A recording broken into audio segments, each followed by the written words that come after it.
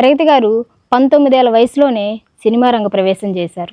21 సంవత్సరాలకే తను ఒక ప్రేమ వివాహం చేసుకున్నారు. తనకి ఒక బాబు, ఒక పాప. మన ప్రగతి గారు ఓన్లీ క్యారెక్టర్ ఆర్టిస్టే కాదండి, సినిమా హీరోయిన్గా కూడా చేశారు.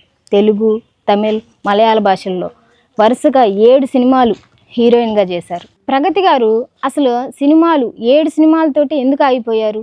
ఎందుకు కంటిన్యూగా తను సినిమాలు చేయలేకపోయారు? ఇక్కడ విషయం ఉందండి. మన ఒక హీరోతోటి, ఆయన కూడా పెద్ద హీరో, తోటి నటుడితోటి ఒక చిన్న గొడవ వల్ల తన సినిమాలకు బ్రేక్ ఇవ్వాల్సి వచ్చింది. తన సెకండ్ ఇన్నింగ్ స్టార్ట్ చేసిన సినిమా ఆర్తి అగర్వాల్కి తల్లిగా చేసిన సినిమా నువ్వు లేక నేను. ఆ సినిమాతోనే తన సెకండ్ ఇన్నింగ్ స్టార్ట్ చేశారండి. ఇంకా అక్కడి నుంచి వెనుదిరిగి చూడలేదు. అక్కడి నుంచి సినిమా రంగంలో దూసుకుంటూ వెళ్ళారు. రీసెంట్గా వచ్చిన F2 కాడి నుంచి మీకు గుర్తుంది కదా, మీరేం మాట్లాడరేంటండి అంటే అంతేగా అంటారు. ఆ డైలాగ్తో అందరూ గుర్తించే స్థాయికి చేరుకున్నారు.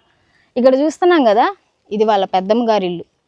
ఒకప్పుడు ఈ ప్లేస్లో కూడా ప్రగతి గారు తన బాల్యాన్ని ఎంజాయ్ చేశారు.